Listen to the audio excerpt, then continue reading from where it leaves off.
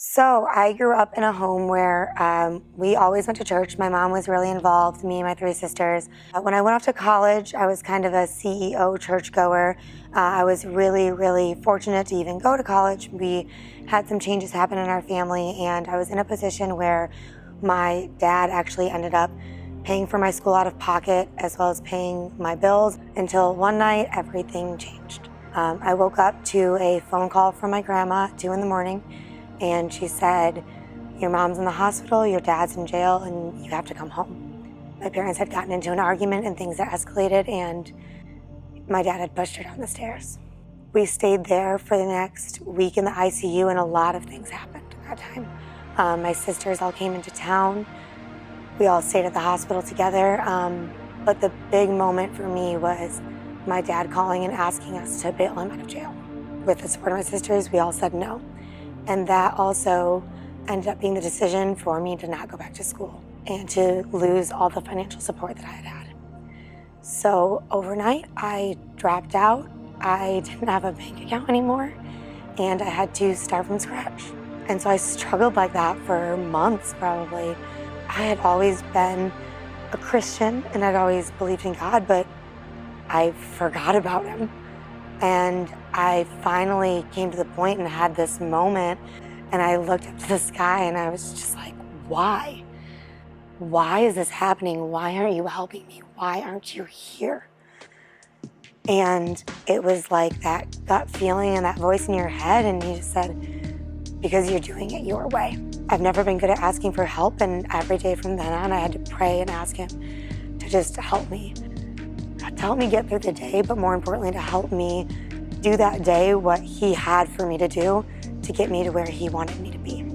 Eventually, I did get back to school and made some changes there, and my family had all moved to Texas at that point, but there was definitely something he still had for me in Michigan. And it turned out he did have something for me, and that was reconnecting with my father, which has been a huge blessing later down the road in my life. After I did that, I packed up and moved to Texas. But my first day at Elevate, I was like, oh, no, this is not the place for me.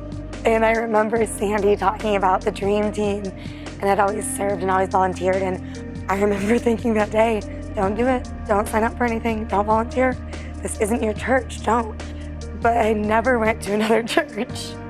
And Easter Sunday, there I was back at Elevate, and there Sandy was again, talking about the dream team. Something in me, the Holy Spirit was just like, it's time. And so I signed up and I started serving in kids. Just the opportunities that I've had to serve in kids ministry, and the things that you hear and the things that you see, the kids never stop impressing me, and they never stop challenging me at the same time to really dive deeper into my faith. And what happened next was me getting ready to launch a business, which came with a lot of hours, a lot of time, a lot of anxiety, a lot of struggles. And had I not been connected in kids ministry, and had I not been at church every Sunday, and sometimes I didn't want to go, but I had to be there, I had to be serving, and it's what really kept me connected with him and helped me through so many things during that time, and eventually helped my business thrive beyond anything I could have ever imagined. One place that it's really hard to put God first is with our finances, and I definitely struggle with that. I was actually driving to pick kids up from school, and I was like, just the Holy Spirit came over to me and it was like, you have to give. I just made that commitment. I was driving in the car. I did a little negotiating with God where I was like, maybe half that. But it was like, no, that's the number I asked for. That's what you need to do. And 2 hours later, I got paid and I did it. Just recently, I found out I had to move suddenly. And the first thing I did was sit down, look at houses, and panic. Eventually, I actually sat down and prayed with somebody about it. And this is kind of a crazy story, but moments later, somebody walked in the door with a house for me to rent.